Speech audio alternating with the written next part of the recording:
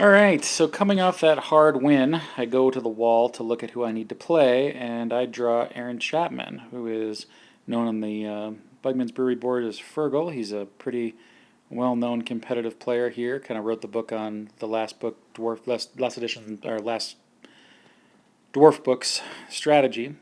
I've played him once before. He beat me once before, and he's playing Lizard Men. This is an army of like they look like Roman dudes or Greek dudes, and he's playing them as Lizard Men.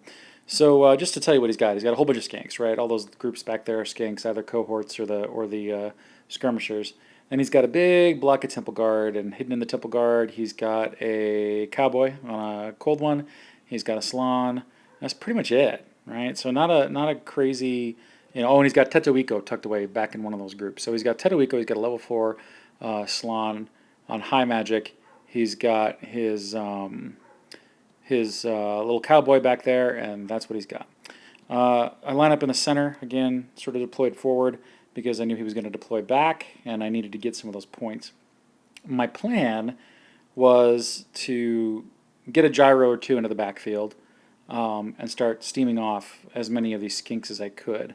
He has Tetuico, so he's got Heaven, so he's got Comet, which means all he has to do is sit in the back and spam Comet all game, and if I don't destroy it with a Spell Eater, then he's going to win just on blowing shit up with Comets. So you see the little dragon, the little blue dragon on the lower left-hand side. That's the scenario objective. He's supposed to survive. If he survives, then you get some bonus points. If you kill your opponents, you get some bonus points. The impassable terrain in this dead center, it's not a forest, it's impassable. And then that dead center right impassable terrain is making my job really hard because it blocks line of sight. Or it's a hill, sorry, that center right thing is a hill. So he sets stuff across the middle like he did last time he played me, and I'm going to have a really hard time fighting him. I probably should have just deployed way left and just let him, and then just see if he could get his Comet off. But with Comet, all he has to do is get one double six, and I'm screwed, or just one successful cast. It's such a low cast that it can go off and it'll destroy a War Machine or 3. And with Tetuico's bonuses, it just makes it worse. So, this is deployment. I didn't take as many pictures of this match as I should have because I was thinking through it really hard.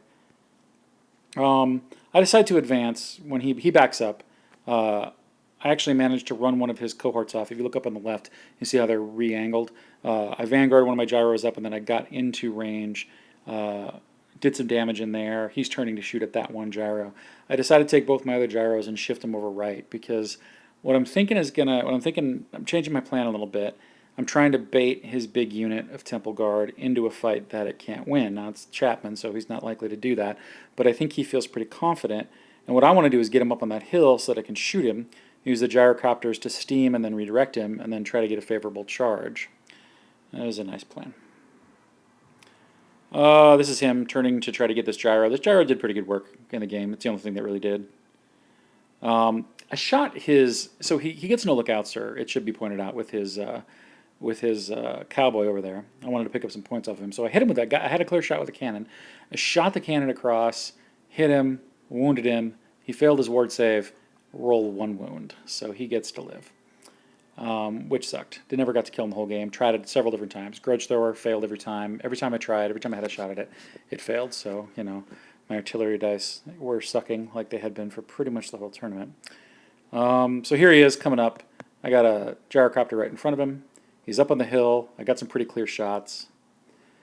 I took some guys off. Eventually, it got to the point where I didn't have much of a choice. He charged my organ gun with his own little dragon.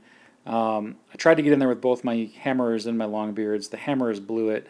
Longbeards got in. And the Quarrelers were advancing. I was doing some more work on the left there. I probably killed 2 or 3 units over here. That is all that's left after those fights. He wins the fights. He kills my hammers and he kills my longbeards down. But then he's running. He's got 5 Temple Guard left. He sticks his characters in these other units. I blow up the Temple Guard, and then he does this funny thing at the end of the game. He drops Tetuico out, and he wind blasts my dragon into my general, who dropped out of that unit, in an attempt to kill both, but he kills neither. That winds up being the end of the game, and it winds up being 20-7. So I'm 1 win and 2 losses on day 1. It's a pretty rough day for me.